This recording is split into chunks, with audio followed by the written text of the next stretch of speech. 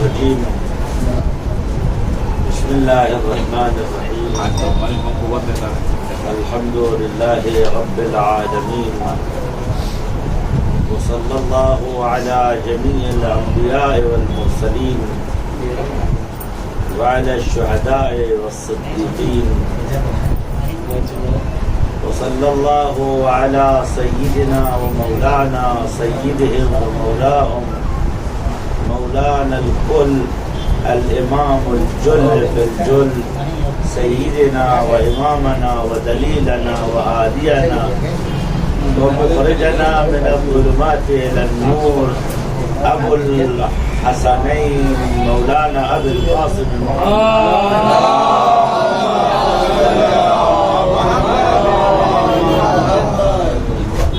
وصلى الله على أهل بيت العصمة والطهارة واللعنة الداعمة على أعدائهم أجمعين من الآن إلى يوم قيام الدين وصلى الله على سيد العترة وأمير الخدرة نور الله الأبهج ونور الله في السماوات العلى مولى الموحدين صاحب علم ويقين نور الله في قلوب المؤمنين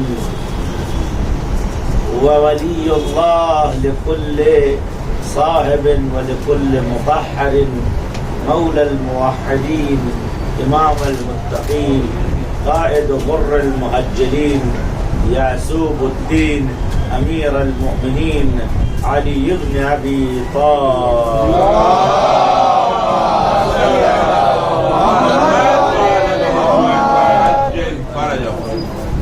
الوليد البيت وصاحبه. قال الله تعالى في محكم كتابه بسم الله الرحمن الرحيم طهر بيتي للطائفين والعاكفين وركع السجود صلوات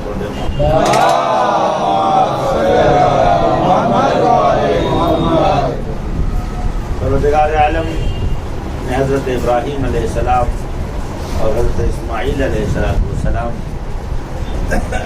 جس وقت خانہ کعبہ کی دیواروں اور اس کی چار دیواری کو بلند کر رہے تھے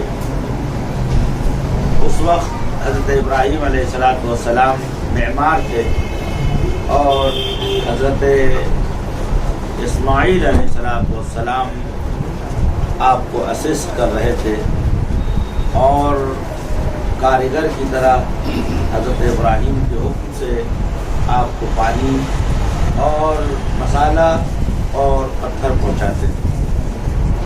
روایتوں میں ہے کہ جس زمانے میں حضرت اسماعیل علیہ السلام پتھر اٹھاتے تھے تو اطراف مکہ میں خاص طور سے شعب ابی طالب جس کو آج جبل علی کہتے ہیں اس کے آس پاس اور قبیس پہاڑ جس کو جبل ابو قبیس کہتے ہیں اس کے آس پاس بہت سے پتھر پڑے ہوئے تھے لیکن ان پتھروں کے اندر کچھ ایسے پتھر تھے کہ جن پتھروں کے جنس کا کوئی پہاڑ مکے کے آس پاس نہیں. بہت سے پہاڑ موجود تھے لیکن جو آس پاس پتھر بکھرے ہوئے تھے ان پتھروں کے مطابق یا میل کا یا جنس کا پتھر وہ نہیں تھا. ایسا لگتا تھا کہ انتظامات کے اعتبار سے کسی نے پہلے سے کہیں اور سے یہ پتھر لا کے ڈالے ہیں.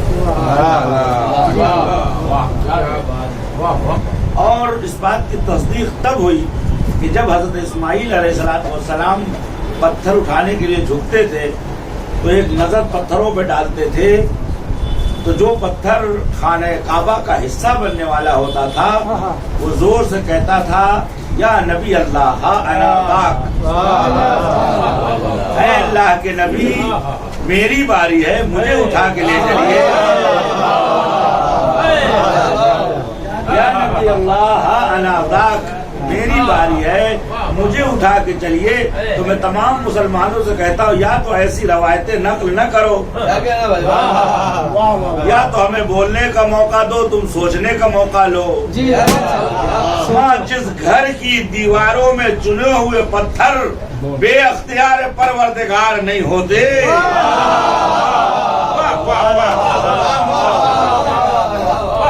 اس گھر کے لوگ یعنی اہل بیت کیسے اللہ کے اختیار کے بغیر ہوں گے؟ ایک صلوات پڑھ دیں.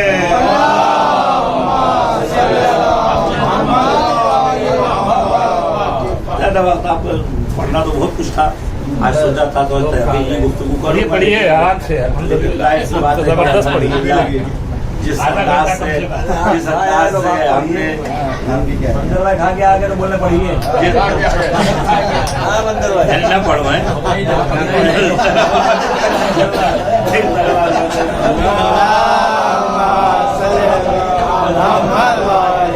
البتہ میرا بھی حال کہ محفل کے بعد جب گئے نماز پڑھی، نماز دعائیں وغیرہ پڑھنے کے بعد لیٹے تھے، آپ کو نہیں والدہ صاحب نے جو ہے چائے پیش کر دی. تو روزہ تو ہو گیا؟ میں نے کہا ہاں آپ کے ارادے خطرناک ہیں. انہوں نے کہا. اس کے بعد چائے پی، اس کے بعد پھر سو گیا. پھر کہیں گیا، واپس آئے، گھر آ گیا. تو جو حال آپ کا ہے وہی حال ہے. ایک صلوات پڑھتے محمد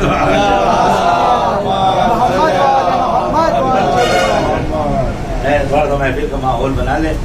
تو حضرت اسماعیل علیہ السلام جن پتھروں کے سامنے کھڑے ہوتے تھے کہ کس کو اٹھایا جائے، تو وہ پتھر آواز دیتے یا نبی اللہ ہانا بات، ایسا ویسا پتھر نہ اٹھائیے گا، میں یہاں ہوں. اس سے پتہ چلتا ہے کہ جو بیت بنایا جا رہا ہے اس میں ایک ایک پتھر پروردگار کی جانب سے منتخب و سلیکٹڈ ہے. تو جب بیت میں اتنا اہتمام ہے تو یقیناً جسے اہل بیت بنایا جائے گا وہ بھی منتخب پروردگار ہوگا. اور جملہ کہوں جوش ولا کو تسکین دوں، نکاح ہونے سے کوئی منتخب نہیں ہوتا. صلوات بر محمد.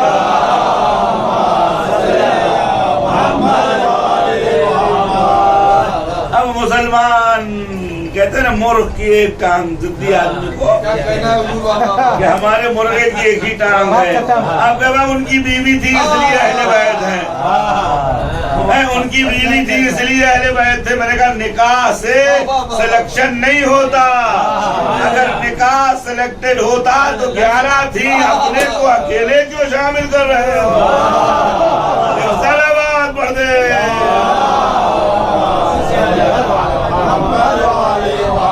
اور یہی تو وجہ تھی کہ عزیزو ہم حدیث قصہ جو پڑھتے ہیں وہ شیعہ ذہنیت کے اعتبار سے پڑھتے ہیں. اگر اس حدیث قصہ کے ساتھ تھوڑی سی مسلمانوں کی ذہنیت جوڑ دی جائے تو کہتے ہیں نا دہی بڑے میں اگر زیرہ پڑ جائے،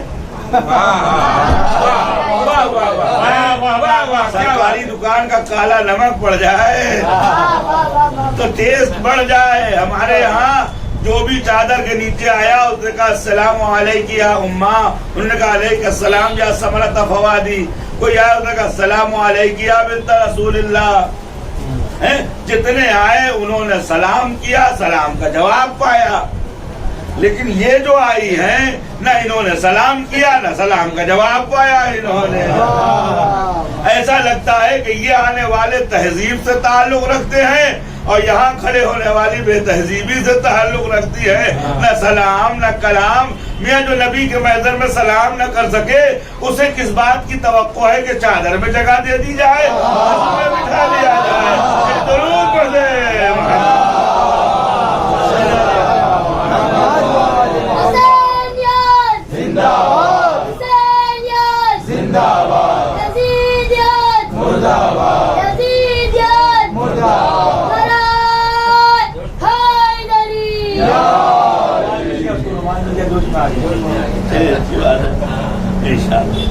رومان میں ملا ہے تو صاحب رومان بھی جگہ دیں گے انشاءاللہ. تو اب پتھر کہتے تھے کہ ہمیں اٹھائیے. حضرت اسماعیل علیہ السلام پتھر لے کے آتے تھے. اب 2 معصوم معماروں اور کاریگروں کی نظارت میں یہ گھر بن رہا ہے. ایسا گھر جس کا مزدور بھی معصوم ہو، جس کا معمار و انجینئر بھی معصوم ہو. تو مسلمانوں جب اینٹ کا گھر मासूमों के बगैर नहीं बनता, तो इस घर में रहने वाले अहले बैत कैसे बगैर मासूम हो सकते हैं। तो अब हजरत इस्माइल अलैहिस्सलाम लेके आते थे। अब कमाल ये देखिए कि हजरत इब्राहिम अलैहिस्सलाम, अब उस जमाने में तो कोई ऐसी क्रेन वगैरह थी नहीं, जर्र सकील नहीं थी, उस जमाने में पाइप वगैरह का भी सिस्टम नहीं था। तो अब खाने खुदा बने तो कैसे बने। अच्छा, मक्के के उस जमाने के घर छोटे छोटे होते थे, लड़कत आदम या थोड़ा टीला रख के पहुंच जाते थे, तो ये घर कैसे बने।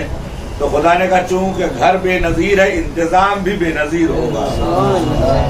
हजरत इब्राहिम अलैहिस्सलाम के लिए जिब्राइल एक पत्थर लाए, आपने फरमाया ये सफेद पत्थर है, इस पर खड़े हो जाओ। जिब्राइल इस पत्थर पर खड़े होने से मेरे हाथ दीवार तक नहीं पहुंचेंगे। आवाज आई, अल्लाह के नबी ये जमीन का पत्थर नहीं है, ये आसमान से जन्नत का पत्थर है। आप खड़े हुए इसका मोजिजा देखिए। हजरत इब्राहिम जो पत्थर पर खड़े होते थे, तब ये पत्थर अल्लाह की मर्जी से बगैर किसी सिस्टम के ऊपर जाता था, और जहाँ पत्थर रखना होता था वहाँ रुक जाता था। हजरत इब्राहिम पत्थर रख के हजरत इस्माइल का इंतजार करते थे। जब हजरत इस्माइल पत्थर लेके आ जाते थे तो दोबारा ये पत्थर जमीन पे आता था, हजरत इस्माइल पत्थर लेते थे। अजीजों, पालने वाले इस घर में क्या खास बात है कि इतने मौजूदे बनाने वाला मासूम, मजदूर मासूम, पत्थर आसमान से आए हुए, और जिस पे चढ़ के बनाया जाए वो भी मौजूदा। आवाज आई, नादान तुझे नहीं मालूम मकीन के स्टेटस का मकान बनाया जाता है। जैसा मकीन होता है वैसे ही मकान बनाया जाता है। हमारे जैसे यूपी में मकान बनाने वाले मजदूरों से काम लेते हैं, लेकिन यूरोप में जो मकान बनाते हैं उनके लिए मशीनों का इंतजाम किया जाता है। इस घर का मकीन खाकी नहीं है, इंतजाम भी खाकी नहीं होगा। इस घर का मकीन आसमान से होगा तो मेमार आसमानी, मजदूर आसमानी, पत्थर आसमानी और इंतजाम भी आसमानी।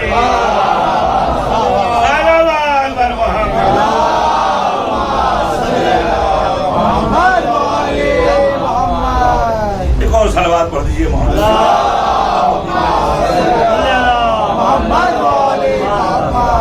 लिहाजा इंतजाम गैर मामूली है। उसके बाद हजरत इब्राहिम देखे, होशियार आदमी वो होता है जो मौके को हाथ से जाने नहीं देता। अब हजरत इब्राहिम बना रहे हैं, बनाते बनाते अब जाहिर सी बात है कि घर किसका है, अल्लाह का, लेकिन बना कौन रहा है, इब्राहिम सलामुल्लाह अलैह। तो हजरत इब्राहिम अलैहिस्सलाम ने मौके का फायदा उठाया। मिसाल तौर पर आप कहीं पर कोई मजदूर लगाएं, वो बना के तैयार हो जाए, तो वे कहाँ हैं, बोले मैं अपनी साइट पे काम कर रहा हूँ। देखें, मकान आपका, जमीन आपकी, ईंटें आपकी, लेकिन मेहमान क्या कहता, मैं अपनी। यानी जब इंसान बनाता है तो उसको हक हासिल हो जाता है कि उसे अपना कहे। जिस तरह आप कुछ नहीं बोलते, खुदा भी कुछ नहीं बोलता। हजरत इब्राहिम ने मौका मुनासिब जाना, फरमाया पालने वाले, मैं जो ये घर बना रहा हूँ ये तेरा घर है, लेकिन मेरे खुदा रब जअल ज़ुर्रियती मुक़िम्मस सलात मिन ज़ुर्रियती रब्बना तक़ब्बल दुआ। पालने वाले, मेरी ज़ुर्रियत में नमाजियों को रखना, मेरी दुआ कबूल कर लेना। पालने वाले, मैं मुसलमान हूँ, इन्नी अव्वलुल मुस्लिमीन, पहला मुसलमान मैं हूँ मेरे खुदा।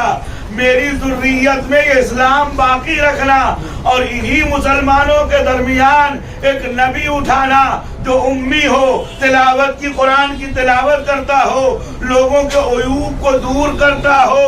अब हजरत इब्राहिम से पूछे, वली खुदा, हुज्जत खुदा, नबी खुदा, घर अल्लाह बनवा रहा है, ذریت کا نام کیوں لے رہے ہیں؟ کب بنانے کے بعد اتنی اتھارٹی حاصل ہو جاتی ہے کہ دل کی بات رکھوں، خدا تجھے کسی نہ کسی کو تو رکھنا ہے، تو کیوں نہ میری ذریت کو رکھ دے۔ ابراہیم علیہ السلام کی یہ عادت ہے، جب ابراہیم نے امتحان دے لیا، آواز آئی اذ ابتلی ابراہیم ربہ بکلمات فاتمہن۔ جب ابراہیم کے سارے امتحان ایگزامز اللہ نے لے لیا، حضرت ابراہیم ٹاپر ہوئے، ممتاز ہوئے، آواز آئی انی جاعلک للناس اماما، میں نے آپ کے سر پر امامت کا تاج رکھا۔ ابراہیم نے موقع کی طاق دیکھی، فرمایا ومن ذریتی، خدا اس امامت کا کیا فائدہ جو مجھ پہ آ کے ختم ہو جائے، اس امامت کا کیا فائدہ جو مجھ پہ آ کے ختم ہو جائے، مجھے امام بنایا ہے تو میری ذریت کو بھی امام بنا دے۔ آواز آئی، خدا نے منع نہیں کیا، ابراہیم ہیں، دلارے ہیں، پیارے ہیں، خلیل خدا ہیں، حبیب خدا ہیں، نجیب خدا ہیں، خدا کے عظیم ترین دوست ہیں۔ آواز آئی، ابراہیم نے کہا ومن ذریتی قال لا ینال احدی الظالمین، ابراہیم جاؤ، تمہاری ذریت میں امامت تو رکھوں گا، لیکن امام جو ہوگا وہ ظالم نہیں ہوگا، جاہل نہیں ہوگا، گنہگار نہیں ہوگا، خطا کار نہیں ہوگا، وہ معصوم ہوگا۔ وہاں امامت کی بات رکھی تو ابراہیم نے اپنے خاندان میں مانگ لی، یہاں مکین کی بات چلی تو مکان اپنی ذریت کے لیے مانگ لیا۔ خدا نے کہا جاؤ، امامت بھی تمہاری ذریت میں، خانہ خدا کی مکانت بھی تمہاری۔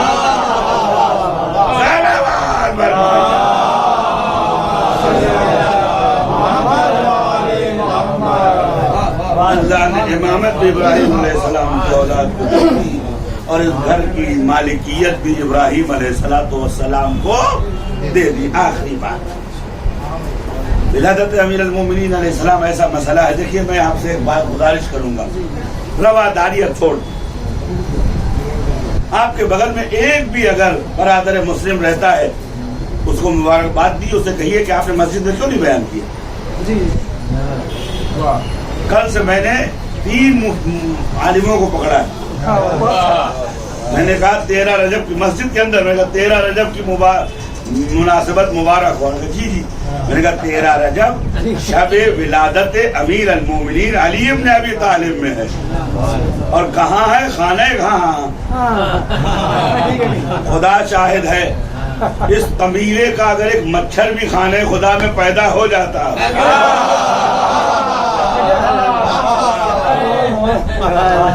خانہ خدا میں پیدا ہو جاتا، اور وہ کوئی یہ لگاتا فلانے فلانے فلانے، تو ایسی صورت میں ہر مسلمان کے دروازے پہ لکھا جاتا کہ اس اڑنے والے انسیکٹ کی ولادت مبارک ہو۔ لیکن علی دنیا میں آ گئے، کسی مفتی کے کان پہ جو نہیں رینگتی، اس لیے کہ جب یہ بتائیں گے کہ علی کی ولادت خانہ کعبہ میں ہوئی تو ہمارے جیسا پوچھے گا تمہارے بزرگوں کی ولادت کس غلاظت میں ہوئی؟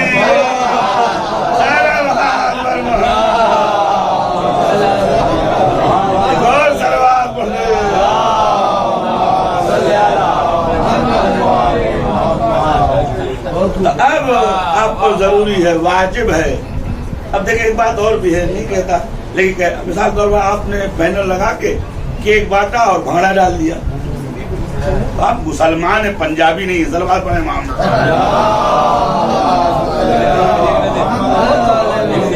کسی پہ طنز نہیں ہے، لال پیلا کپڑا پہننے سے کوئی شیعہ، لیکن اسلام میں رنگ کی کوئی حیثیت نہیں ہے۔ رنگ کی حیثیت ہوتی تو ابو جہل جیسا گورا چٹا دھکا مار کے بھگا نہ دیا جاتا، رنگ کی کوئی حیثیت ہوتی تو بلال کو بغل میں نہ بٹھا لیا جاتا۔ اللہ جسم و لباس کے رنگ نہیں دیکھتا ہے، روح و کردار کے رنگ دیکھتا ہے۔ اگر روح رنگین و کردار ملون ہو، اور اللہ بھی رنگ کی بات کرتا ہے کہ تصبغۃ اللہ احسن الصبغہ، اپنے کو رنگنا ہے تو ایک رنگ بتاتا ہوں جو ایشین پینٹ نہیں ہے، ایک رنگ بتاتا ہوں کہ جس کا تعلق کسی طرح، میرا ایک رنگ ہے، فرمایا صبغۃ اللہ احسن الصبغہ، اللہ کا رنگ بہترین رنگ ہے جس سے مسلمان کو اپنے ایمان کو کوٹ کرنا چاہیے، اپنی زبان کو کوٹ کرنا چاہیے، اپنے لباس کو رنگین کرنا چاہیے، اپنے وجود کو رنگین کرنا چاہیے۔ میں اپنی بات نہیں کروں گا، امام المفسرین محمد ابن جریر طبری، جس کو ہر وہابی ہر مسلمان کہتا ہے تفسیر میں اس سے بڑا کوئی مفسر نہیں ہے، امام جریر الدین طبری سے کسی نے پوچھا اس آیت کا کیا مطلب ہے؟ صبغۃ اللہ احسن الصبغہ، خدا کا پینٹ، خدا کا رنگ بہترین رنگ ہے، رنگنا ہے تو اس رنگ میں رگو۔ ہم جریر الدین طبری لکھتے ہیں ان صبغۃ اللہ فمرادہ منہ حب علی ابن ابی طالب، اللہ کا رنگ جس پہ ہر مومن کو رنگ جانا چاہیے وہ حب علی ابن ابی طالب۔ زینب آباد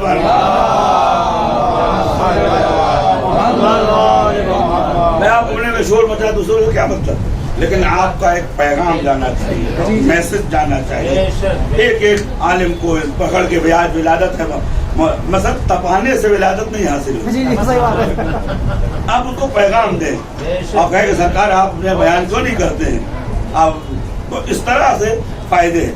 آخری بات، اور آپ کی زحمت تمام معذرت، میں جانتا ہوں جلا ہوا دل اور جلی ہوئی آنکھ دونوں کرنا، لیکن یہ بھی کرم ہے مولا علی کا کہ یہ روزہ تھا، اس کو روزی میں تبدیل کر دیا۔ تو اب آخری بات، تو عزیزو، خانہ کعبہ ازل سے خانہ خدا ہے، اب وقتی طور پر اس میں بت لا کے رکھ دیے تو اس سے فرق نہیں پڑتا ہے۔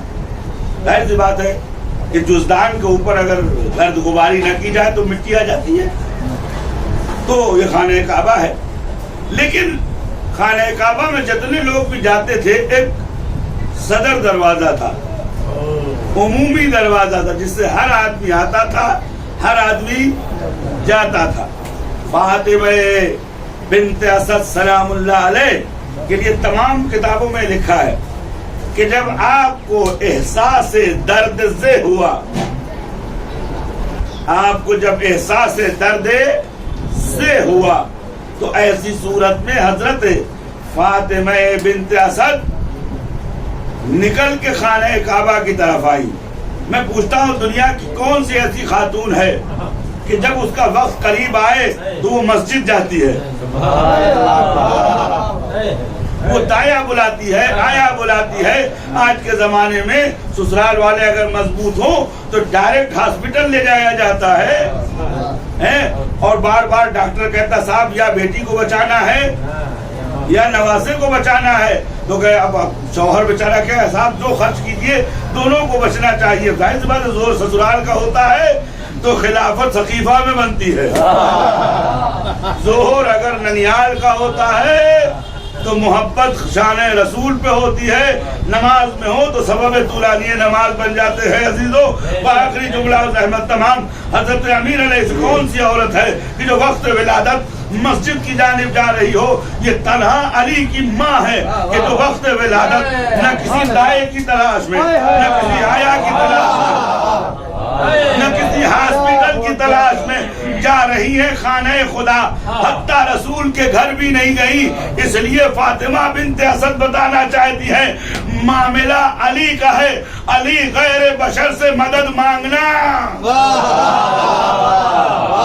یہ سب کے لیے حلال مشکلات ہے، بس یہ جا سکتا ہے تو در خدا پر۔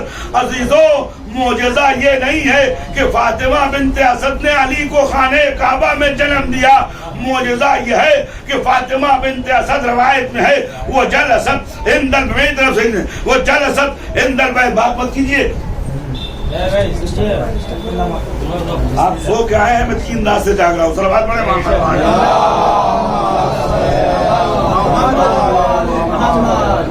صلوات پڑھ دیجئے محمد۔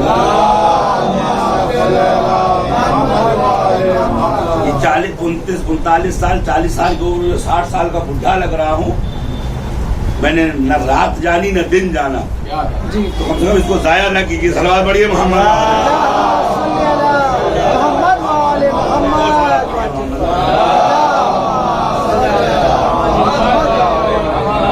تو حضرت فاطمہ بنت اسد معجزہ یہ نہیں ہے کہ فاطمہ بنت اسد کعبے میں گئی اور امیر المومنین کی ولادت کعبے میں ہوئی. معجزہ یہ ہے کہ فاطمہ خدا نخواستہ اگر اس در سے کعبے میں جاتی تو ہر لکھنے والا لکھتا کہ کعبے میں آپ کو یہ مشکل پیش آئی, آپ نے کوئی اور جگہ نہ دیکھی, خانہ کعبہ میں چلی گئی. فاطمہ بنت اسد نے اتفاق کو معجزے میں تبدیل کرنے کے لیے اتفاق کو معجزے میں تبدیل کرنے کے لیے خدا سے مدد لی. یزید ابن قناب کہتا ہے میں نے دیکھا, میں عباس کے ساتھ بیٹھا ہوا تھا, میں نے دیکھا کہ ایک خاتون جو محجبہ ہے, مجللہ ہے, روب ہے, شرف ہے, اس کے ساتھ کچھ کنیزیں بھی ہیں, وہ آئی. آنے کے بعد اس نے اپنے وجود کو خانہ کعبہ سے ملاصق کیا. میں نے کہا ابن عباس یہ کون ہے؟ فرمایا یہ سردار مکہ کی بیوی میری بھاوج فاطمہ بنت اسد ہے. کہتے کیا کر رہی ہے؟ کہ اس کے یہاں ولادت ہونے والی ہے. تو یہاں کیوں آئی ہے؟ کہ مجھے نہیں معلوم, چلو سنتے ہیں. اب جو وہاں پہنچے تو سب یہ کہتے, بیوی نے کہا یا رب البیت, یا رب البیت الحرام و بیت العتیق, اے آزاد اندیش گھر کے مالک, خانہ خدا کے مالک, وقد علی مشکل و بحق ھذا المولود. عزیزوں اس مولود کی قسم میری مشکل کو حل کر دے. فاطمہ بنت اسد بتا رہی ہے کہ پوت کے پیر پالنے سے معلوم ہوتے ہیں, جو ولادت میں ماں کا مشکل کشا ہو.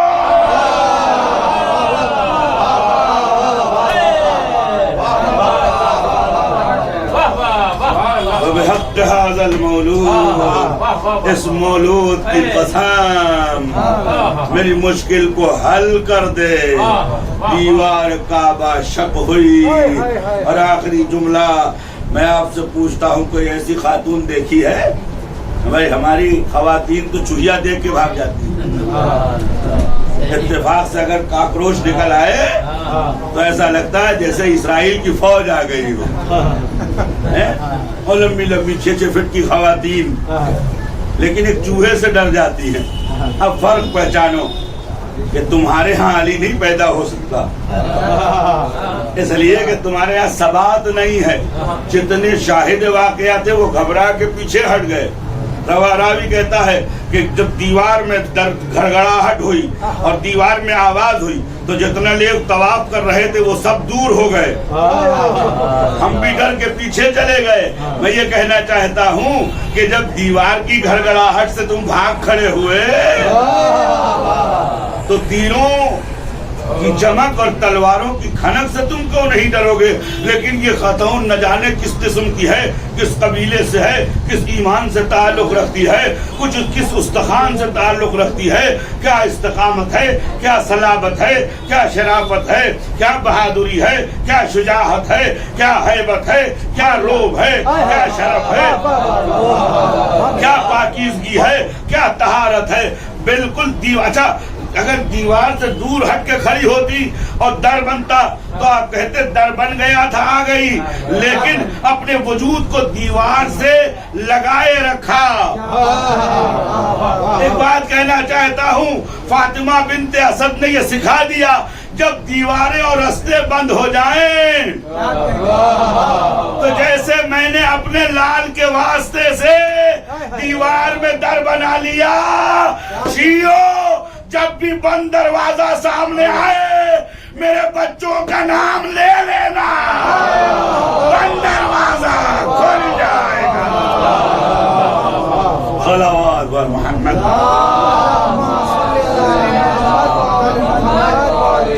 خدایا روز ولادت امیر المؤمنین علی ابن ابی طالب علیہ السلام کے صدقے میں ہمارے ایمان کو کامل فرما. خدایا اس مختصر توسل کو قبول فرما. خدایا جتنے لوگ بھی حاضر ہیں ان سب کو سال آئندہ عمرے میں 13 رجب کے دن خانہ کعبہ میں کھڑے ہو کر معجزہ مرور فاطمہ بنت اسد کی زیارت نصیب فرما. خدایا بحق محمد و آل محمد امام زمانہ کے ظہور میں تعجیل فرما. خدایا تو نے ہمیں پاک گھرانے میں پیدا کیا اور علی کی مدحت کر رہے ہیں. اس کا مطلب یہ ہے کہ نسل بھی پاک ہے اور علی کا نام لے کے خوش ہوتے ہیں. اس کا مطلب یہ ہے کہ نطفہ بھی پاک ہے. بلے والے اتنا اہتمام تو نے ہمارے سلسلے میں کیا ہے تو ہماری اولاد میں دشمن آل محمد قرار مت دے. بلے والے 13 رجب کی جو برکتیں تو نے اپنے نبی پہ نازل کی ہے ان تمام برکتوں میں ہمیں حصہ عنایت فرما. بانی محفل کی توفیقات میں اضافہ فرما. سننے والے اور پڑھنے والوں کی دلی حاجات کو پورا فرما. خدا تجھے واسطہ اس مولود کا جس نے آنے سے پہلے اپنے خاندان کی، اپنے قوم کی، اپنے قبیلے کی اور اپنے نبی کی مشکلوں کو دور کیا ہے.